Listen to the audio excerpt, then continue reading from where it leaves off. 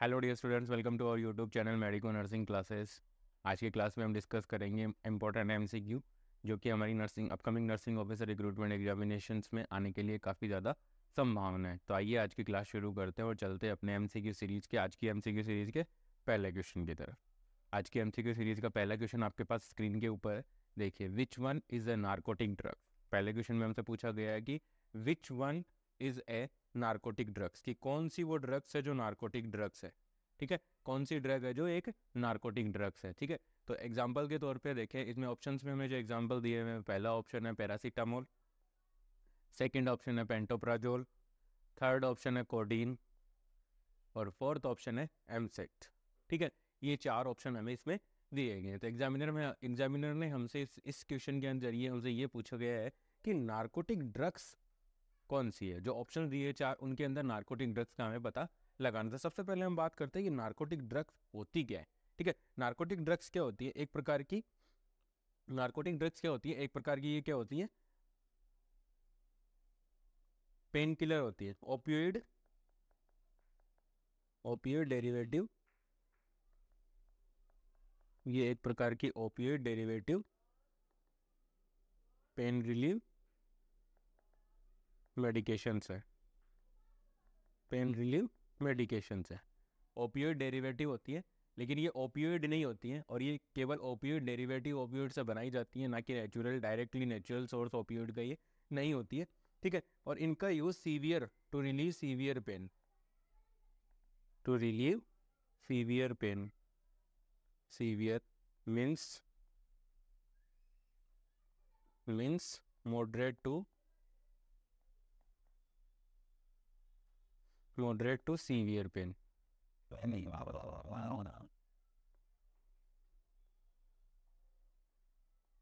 Moderate to severe pain, moderate to severe pain को relieve करने के लिए इनका यूज़ किया जाता है। और ये ड्रग्स क्या करती हैं, देखिएगा स्टूडेंट्स, ये ड्रग्स क्या करती हैं, जो ओपियोइड रिसेप्टर्स होते हैं, act on opioid receptors in the CNS.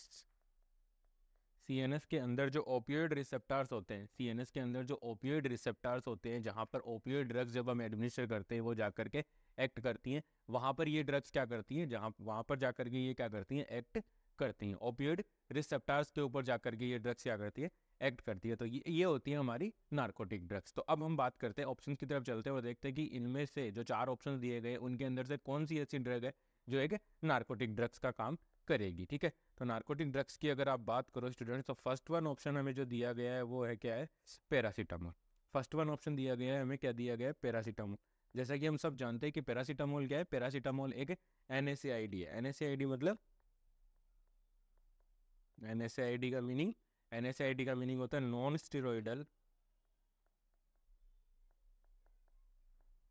Steroidal anti inflammatory drug.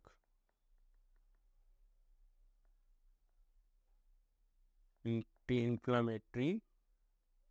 Inflammatory drugs, NSAID। ये क्या है, पैरासीटामोल है। पैरासीटामोल बिलोंग करती है NSAID क्लास के लिए। और नॉर्मली जो पैरासीटामोल है उसका दूसरा नाम होता है एसिटामिनोफेन, एसिटामिनोफेन। ठीक है, टाइलिनोल नाम से भी इसको जाना जाता है। ठीक है, तो पैरासीटामोल के ये दोनों नाम है जो कि कॉमनली यूज किए जाते हैं प्रैक्टिस के अंदर, टाइलोन और एसिटामिनोफेन। और इसका जो एंटीडोट होता है पैरासीटामोल का, एंटीडोट, पैरासीटामोल का एंटीडोट इन पैरासीटामोल पॉइजनिंग, इन पैरासीटामोल पॉइजनिंग। पैरासीटामोल की पॉइजनिंग होती है, उसके अंदर जो एंटीडोट काम में लिया जाता है वो कौन सा लिया जाता है, N acetyl cysteine, N acetyl cysteine इसका क्या है, एक एंटीडोट है। ठीक है स्टूडेंट, ये क्या है, एन एसिटाइल सिस्टीन क्या है, इसका एक एंटीडोट है। ठीक है, जो कि इसकी पॉइजनिंग को रिलीव करने की या पॉइजनिंग को ट्रीट करने के काम में लिया जाता है। तो पैरासीटामोल तो नार्कोटिक ड्रग नहीं है, ये तो हमारा हो गया गलत। ठीक है, अब बात करते हैं नेक्स्ट की। अगर आप नेक्स्ट की तरफ चलो, नेक्स्ट को देखो, नेक्स्ट क्या है, पेंटोप्राजोल। नेक्स्ट क्या है, पेंटोप्राजोल। नेक्स्ट ड्रग कौन सी है, पेंटोप्राजोल। तो पेंटोप्राजोल ड्रग की अगर बात करो, सेकंड वन ऑप्शन की तरफ जाते हैं, तो पेंटोप्राजोल क्या है, पेंटोप्राजोल है एक proton pump inhibitor. Proton pump inhibitor, proton pump inhibitor. Proton pump inhibitor का मतलब है इसका यूज किया जाता है नॉर्मली जीईआरडी, जीईआरडी, जीईआरडी जो डिजीज होती है, जीईआरडी का मतलब gastro oesophageal reflex disease, gastro-oesophageal reflex disease. इस डिजीज के अंदर इसका यूज किया जाता है। और प्रोटॉन पंप इनहिबिटर का मतलब है ये क्या करती है, ये क्या करती है, decrease the gastric acid production.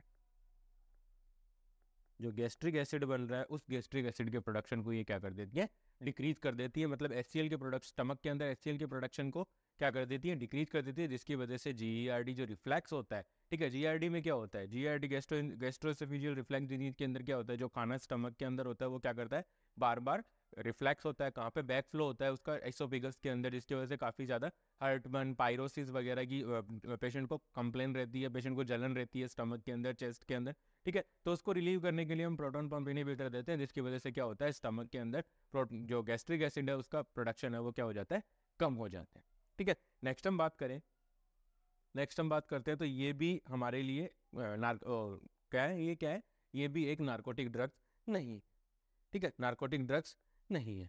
Next हम बात करते हैं, नेक्स्ट अगर हम बात करें, नेक्स्ट अगर हम बात करें तो नेक्स्ट हम बात करते हैं कोडीन, ठीक है। कोडीन ये क्या है, एक नार्कोटिक ड्रग है। कोडीन एक नार्कोटिक ड्रग है स्टूडेंट्स, कोडीन क्या है, एक नार्कोटिक ड्रग्स है, ठीक है। नेक्स्ट एमसेट की बात करें तो एमसेट के अंदर जो केमिकल होता है उसका केमिकल नेम क्या है, एमसेट का ओल्डेस्टिरोन, केमिकल नेम होता है इसका ओल्डेस्टिरोन, ठीक है। इसका काम क्या होता है, इसका काम होता है एंटीइमेटिक्स का,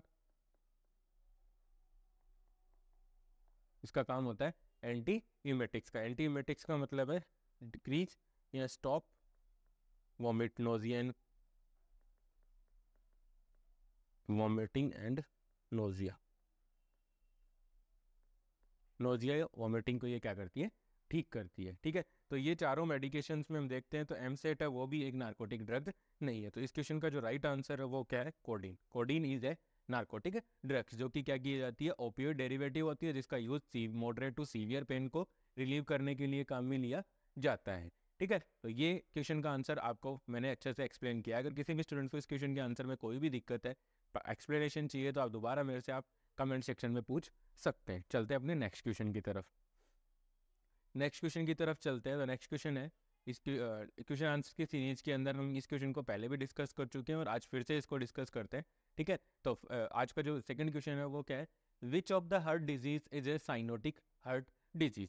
जो ऑप्शंस दिए गए हैं उन ऑप्शंस के अंदर हमें देख के ये बताना है कि कौन सी साइनोटिक हार्ट डिजीज है, सॉरी, कौन सी साइनोटिक हार्ट डिजीज है। साइनोटिक हार्ट डिजीज का मतलब है वो डिजीज जिसके अंदर क्या हो रहा है, ऑक्सीजनेटेड और डीऑक्सीजनेटेड ब्लड आपस में मिक्स हो रहे हैं, ठीक है, जिसके अंदर क्या हो रहा है, साइनोसिस का डेवलपमेंट हो रहा है, ठीक है, हार्ट डिजीज है। तो ये साइनोटिक हार्ट डिजीज और ये एसाइनोटिक हार्ट डिजीज, ये क्या होता है, कंजेनाइटल हार्ट डिफेक्ट होते हैं बच्चों के अंदर। तो फर्स्ट वन ऑप्शन देख लेते हैं पहले आप कि कौन कौन से ऑप्शन हमें दिए गए। तो फर्स्ट वन ऑप्शन है टैटोलॉजी ऑफ फेलेट, ये एक साइनोटिक डिजीज है कि नहीं है ये हमें बताना है।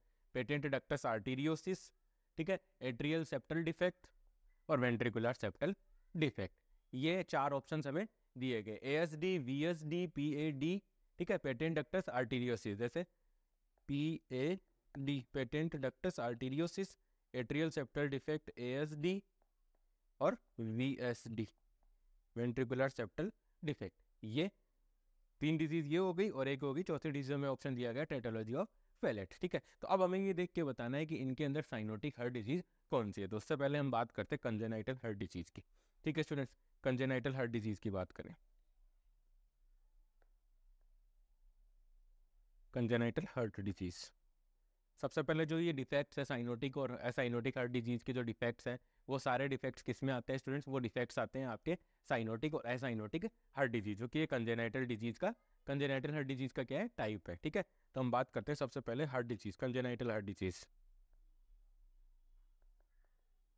Congenital heart disease, congenital heart disease का मतलब है जो कि बाय बर्थ आपके बेबी के अंदर क्या होती है? प्रेजेंट होती है by birth.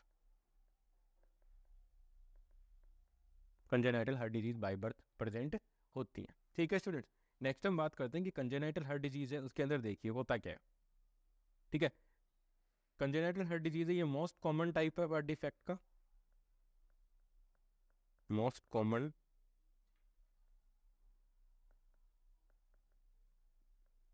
Type of birth defect. कोई आपसे पूछे कि most common type of birth, most common type of birth defect कौन सा है, तो मोस्ट कॉमन टाइप के जो बर्थ डिफेक्ट्स होते हैं उनके अंदर कार्डियक डिफेक्ट्स या हार्ट डिजीज या हार्ट डिफेक्ट है, वो भी एक मोस्ट कॉमन टाइप का हार्ट डिफेक्ट है, मतलब कंजेनाइटल हार्ट डिफेक्ट है। ठीक है, नेक्स्ट हम बात करें तो इसके अंदर क्या होता है, कंजेनाइटल हार्ट डिफेक्ट्स के अंदर क्या होता है कि जो हार्ट होता है, बेबी का जो हार्ट होता है, उसकी फंक्शन, उसके स्ट्रक्चर के अंदर क्या हो जाते हैं? चेंजेज हो जाते हैं, चेंजेज और defects, changes or defects in the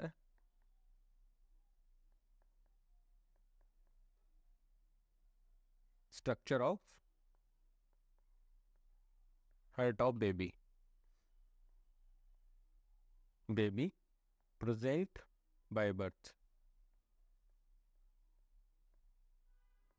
by birth. ठीक है, मोस्ट कॉमनली अगर कोई आपसे पूछे कि कंजेनाइटल हार्ट डिफेक्ट्स के अंदर कहाँ चेंजेज होते हैं, ओनली स्ट्रक्चर के अंदर चेंजेज होते हैं, स्ट्रक्चर के अंदर डिफेक्ट्स हो जाते हैं, जिसकी वजह से क्या हो जाता है? कंजेनाइटल हार्ट डिफेक्ट्स होते हैं। अब कंजेनाइटल हार्ट डिफेक्ट्स है उसके अंदर क्या हो रहे हैं?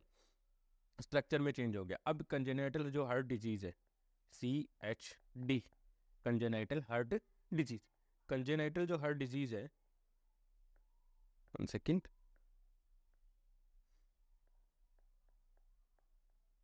कंजेनाइटल हार्ट डिजीज है उसको दो भागों में डिवाइड किया गया है। ठीक है, फर्स्ट वन है साइनोटिक कंजेनाइटल हार्ट डिजीज और acyanotic, acyanotic congenital heart disease. ये दो क्लासिफिकेशंस हमने यहाँ पे आपको बता दिए हैं कि कंजेनाइटल हार्ट डिफेक्ट्स होते हैं, उसके अंदर क्या होता है? बेबी के जो बच्चा है, बच्चे की हार्ट की डिफेक्ट, हार्ट की स्ट्रक्चर के अंदर डिफेक्ट्स हो जाते हैं, जिसकी वजह से उसकी फंक्शनिंग है वो क्या हो जाती है? अब नॉर्मल हो जाती है कंजेनाइटल हार्ट डिफेक्ट में। और कंजेनाइटल हार्ट डिफेक्ट्स है वो मोस्ट कॉमन टाइप है कंजेनाइटल डिफेक्ट का। तो उसमें दो, कंजेनाइटल हार्ट डिफेक्ट में दो प्रकार के डिफेक्ट सबसे ज़्यादा कॉमनली जो प्रेजेंट होते हैं वो है साइनोटिक हार्ट डिजीज और एसाइनोटिक हार्ट डिजीज। अब हम बात करते हैं साइनोटिक हार्ट डिजीज। तो साइनोटिक हार्ट डिजीज के अंदर क्या होता है? जो डीऑक्सीजनेटेड ब्लड है, साइनोटिक हार्ट डिजीज के अंदर क्या होता है? जो डीऑक्सीजनेटेड ब्लड है वो ऑक्सीजनेटेड ब्लड के साथ क्या हो जाता है? मिक्स हो जाता है, जिसकी वजह से साइनोटिक स्पेल्स बच्चे में आपको देखने को मिलते हैं। मीनिंग क्या रहा यहाँ पे? Deoxygenated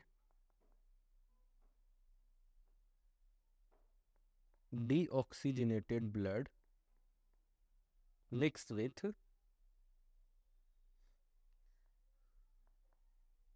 enters into systemic circulation, systemic circulation by bypass the lungs। इसमें क्या होता है? डीऑक्सीजनेटेड जो लंग्स, जो डीऑक्सीजनेटेड ब्लड है वो ब्लड क्या करता है? लंग्स को बाईपास कर देता है, लंग्स को बाईपास करता है, मतलब डीऑक्सीजनेटेड ब्लड कहाँ जाना चाहिए था? लंग्स के अंदर जाना चाहिए था, लेकिन वो ब्लड लंग्स के अंदर नहीं जाता और वो डायरेक्टली कहाँ चला जाता है?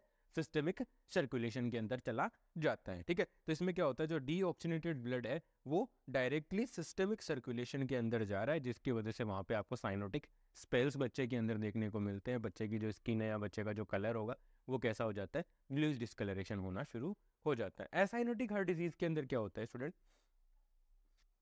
एसाइनोटिक हार्ट डिजीज के अंदर क्या होता है? जो ब्लड फ्लो होता है, जो ब्लड फ्लो होता है, ब्लड फ्लो होता है वो अबनॉर्मल होता है। अबनॉर्मली वो क्या करता है? Abnormally flow from left side of heart to the right side of the heart.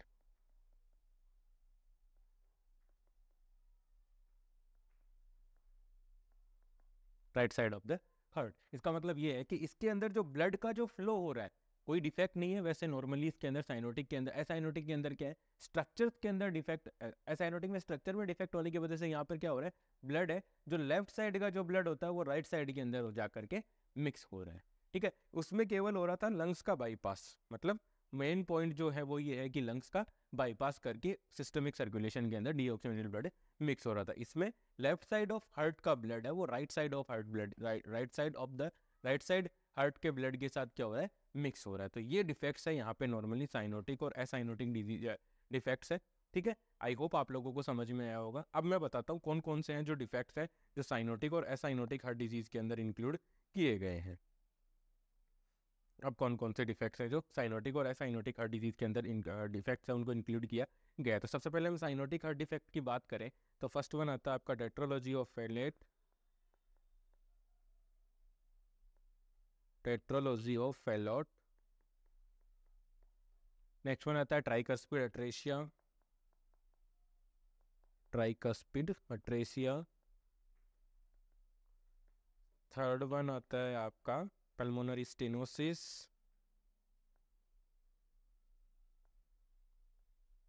Pulmonary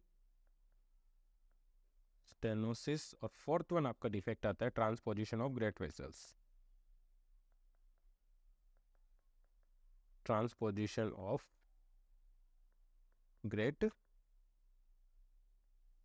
vessels, transposition of great vessels. ये है साइनोटिक हार्ट डिजीज। अब हम बात करते हैं एसाइनोटिक हार्ट डिजीज की।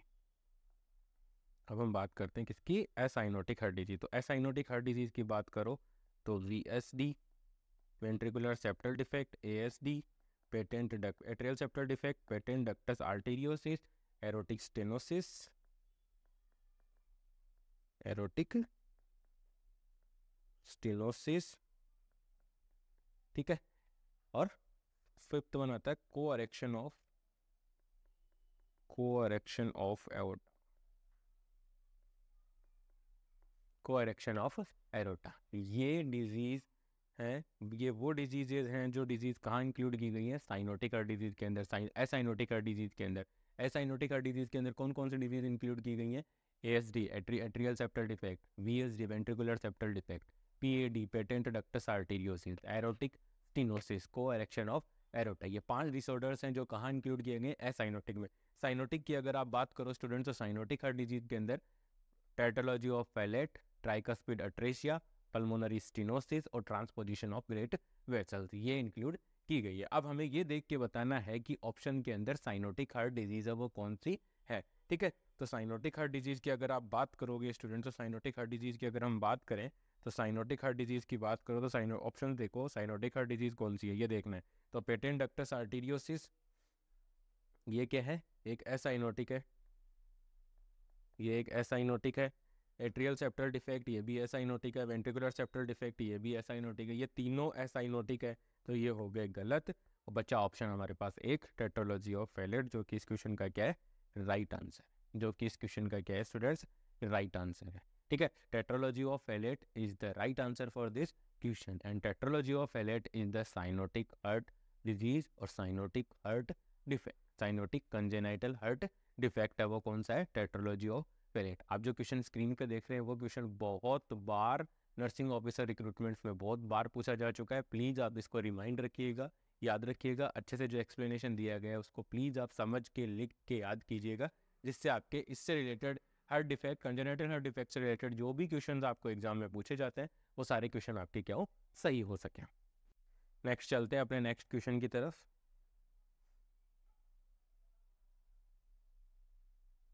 नेक्स्ट क्वेश्चन आपके सामने स्क्रीन के ऊपर। नेक्स्ट क्वेश्चन क्या कह रहा है देखिए, composition of blood transfuse to the haemophilia patient.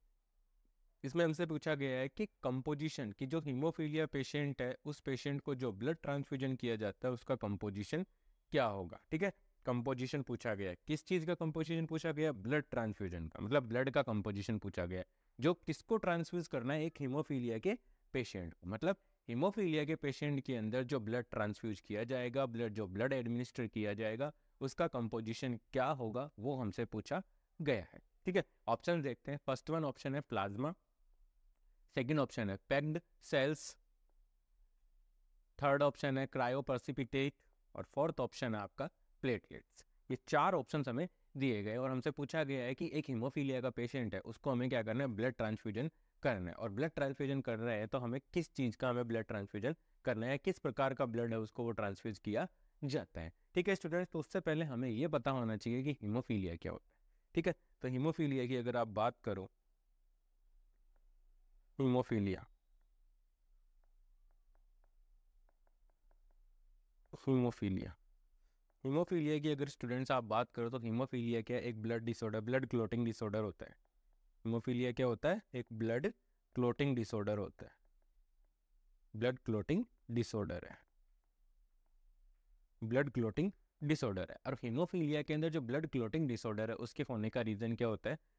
Absence of clotting factor, absence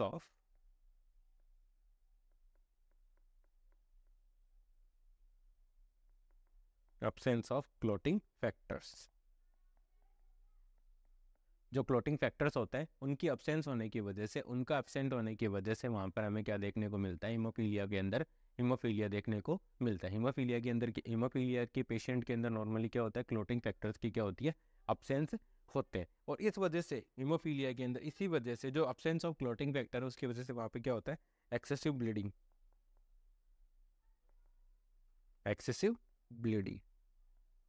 वहाँ पर क्या होती है? एक्सेसिव ब्लीडिंग हो जाती है। वहाँ पर क्या हो जाती है? एक्सेसिव ब्लीडिंग हो जाती है। ठीक है, अब हीमोफीलिया के अंदर है तो हीमोफीलिया के अंदर मैंने बता दिया आपको कि क्लोटिंग डिसऑर्डर है जिसके अंदर एक्सेसिव ब्लीडिंग होती है। और क्यों होती है? Because of absence of clotting factor, clotting factor के अब्सेंस होने की वजह से। नेक्स्ट हम बात करें इसके बारे में तो इसके टाइप्स की बात करें, अगर आप हीमोफीलिया के टाइप्स की बात करोगे तो हीमोफीलिया के टाइप में देखा जाए तो तीन प्रकार के हीमोफीलिया बताए गए यहाँ पे। Haemophilia haemophilia A, haemophilia B और हीमोफीलिया सी।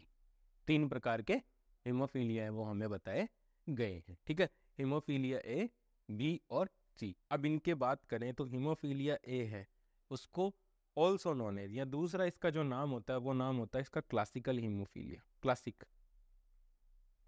Classic haemophilia. इसका दूसरा जो नाम होता है वो नाम क्या होता है? इसका क्लासिक हीमोफीलिया। हीमोफीलिया बी का दूसरा नाम क्या होता है? Also known as Christmas disease, Christmas disease. और ये हीमोफीलिया सी ही होता है। ठीक है, अब इनके अंदर डिफिशियंसी की बात करें, इनके अंदर अगर आप डिफिशियंसी की बात करो तो इसमें डिफिशियंसी होती है क्लोटिंग फैक्टर 8 की, फैक्टर 8। इसमें होती है डिफिशियंसी फैक्टर 9 की, और इसमें जो डिफिशियंसी होती है वो होती है फैक्टर 11। समझ में आ रहा है कि हीमोफीलिया वो तीन प्रकार का होता है, A B C. Haemophilia A classic, haemophilia B Christmas disease और हीमोफीलिया सी होता है। ठीक है, हीमोफीलिया ए के अंदर होता है क्लोटिंग फैक्टर 8 की एब्सेंस होती है, क्लोटिंग फैक्टर 8 क्लोटिंग फैक्टर 8वां क्लोटिंग फैक्टर एब्सेंट होता है। बी के अंदर 9वां क्लोटिंग फैक्टर एब्सेंट होता है और सी के अंदर 11वां क्लोटिंग फैक्टर है वो क्या होता है?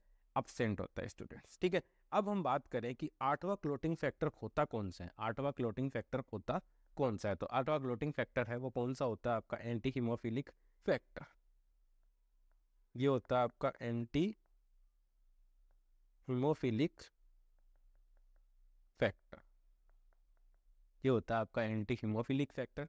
9वां क्लोटिंग फैक्टर है जिसका नाम क्या होता है? Christmas factor, Christmas factor. और इसका दूसरा नाम होता है आपका पीटीसी, और पीटीसी की फुल फॉर्म क्या होगी? प्लाज्मा थ्रोम्बोप्लास्टिन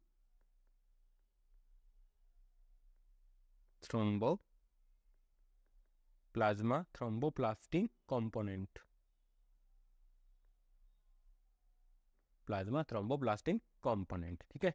और क्लॉटिंग फैक्टर 11, क्लॉटिंग फैक्टर 11 है जिसको क्या नाम होता है, जिसका नाम होता है पीटीए, पीटीए, पीटीए का मतलब हो गया प्लाज्मा थ्रोम्बोप्लास्टिन,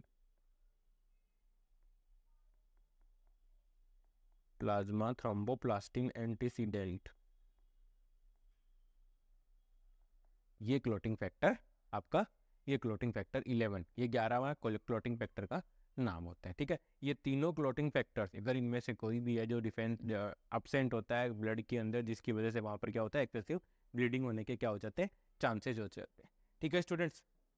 अब हम बात करते हैं ऑप्शंस की, ठीक है। तो प्लाज्मा है, तो प्लाज्मा के अंदर तो क्या होता है, प्लाज्मा है, प्लाज्मा के अंदर तो हम क्या करते हैं, नॉर्मली ब्लड का जो प्लाज्मा होता है उसके अंदर क्या होता है, सेल्स है वो हटा ली जाती हैं, साथ के साथ जो क्लोटिंग फैक्टर्स होते हैं वो भी हटा लिए जाते हैं, ठीक है। प्लाज्मा, प्लाज्मा क्या कहलाता है आपका, प्लाज्मा कहलाता है एंटीकोएगुलेंट, मतलब ये होगा आपका सेल्स नॉट प्रेजेंट, प्लाज्मा के अंदर क्या होती है स्टूडेंट, सेल्स है वो प्रेजेंट नहीं होती है, ठीक है। प्लाज्मा के अंदर क्या होता है, सेल्स है वो प्रेजेंट नहीं होती है, ठीक है, ये एब्सेंट ऑफ सेल्स, ठीक है। प्लाज्मा के अंदर नॉर्मली क्या रहेगा स्टूडेंट्स, आप देखोगे कि प्लाज्मा के अंदर थी cell free part of blood, plasma क्या है, प्लाज्मा क्या है, cells free part of blood, cells free part of blood. ये ब्लड के अंदर जो सेल्स होती हैं, सेल्स कौन कौन सी होती हैं, आरबीसी, डब्ल्यूबीसी और प्लेटलेट, उनके फ्री उनसे अगर सेल्स को हटा लिया जाए तो बचा हुआ पार्ट क्या कहलाएगा आपका, प्लाज्मा कहलाता है। और प्लाज्मा के अंदर क्या होता है, with anticoagulant, with anticoagulant, with anticoagulant, with anticoagulant, cell free part लेकिन एंटीकोएगुलेंट उसके अंदर क्या होगा, मिक्स होगा, तब जाकर के उसको हम बोलेंगे प्लाज्मा है। अब बात समझने की यहाँ पे है कि अगर एंटीकोएगुलेंट, एंटीकोएगुलेंट तो वो मेडिकेशन या वो सब्सटेंस होते हैं जो ब्लड को क्लॉट नहीं होने देते, यहाँ पे हीमोफीलिया वाले पेशेंट का पहले से ही ब्लड क्लॉट नहीं हो रहा है तो हम प्लाज्मा देकर के क्या करेंगे, रिस्क में डाल सकते हैं, तो ये तो ऑप्शन गलत है। नेक्स्ट वन है पैक्ड सेल्स, पैक्ड सेल्स की बात करो तो इसके अंदर पैक्ड सेल्स का मतलब है तीनों सेल्स, इसमें क्या हो गया आपका फुल ब्लड हो गया। अगर मैं एक ही वर्ड में अगर हम बात करें, पैक्ड सेल्स की बात करें, तो आप ये देखोगे कि इसके अंदर ब्लड की जो तीनों सेल्स हैं, ठीक है, डब्ल्यूबीसी, आरबीसी और प्लेटलेट,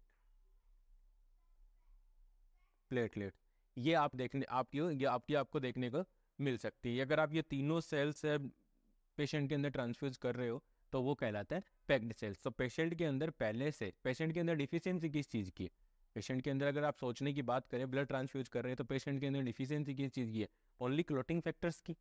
हमने अभी हीमोफीलिया की रामायण को हमने समझा अभी, ठीक है। तो पेशेंट के अंदर डिफिशियंसी किस चीज़ की है, सिर्फ और सिर्फ डिफिशियंसी है पेशेंट के अंदर किसकी, क्लोटिंग फैक्टर्स की। अब उसको सेल्स देख करके हम क्या कर सकते हैं, ब्लड के अंदर सेल्स का जो काउंट है वो बढ़ जाएगा, तो ये भी नहीं दे सकते, ठीक है। प्लेटलेट्स, तो प्लेटलेट्स तो सेल ही है, ये भी हमें नहीं देनी है। बचा हमारे पास ऑप्शन सही, एक ही ऑप्शन है जो कि बच रहा है, क्रायो प्रेसिपिटेट, ठीक है students. Cryo precipitate, cryo precipitate क्या होता है, क्रायो प्रेसिपिटेट एक होता है, ठीक है, clotting factor rich, clotting factor, clotting factor rich, clotting factor rich blood product, rich blood product,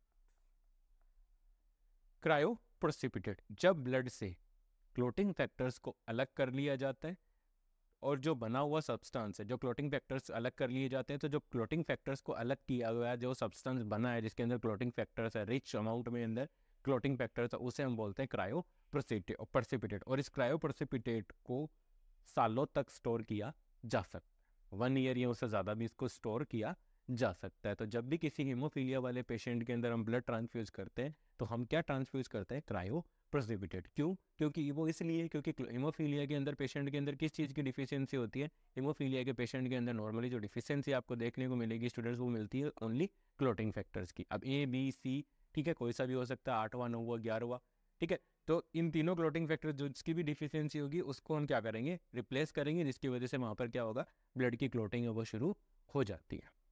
आज की क्लास के अंदर इतना ही, आई होप मेरे द्वारा प्रोवाइड की जा रही MCQ सीरीज़ आपकी नर्सिंग ऑफिसर रिक्रूटमेंट एग्जामिनेशन की प्रिपरेशन में आपकी हेल्प कर रही होगी. Please like, share and subscribe. Thank you so much.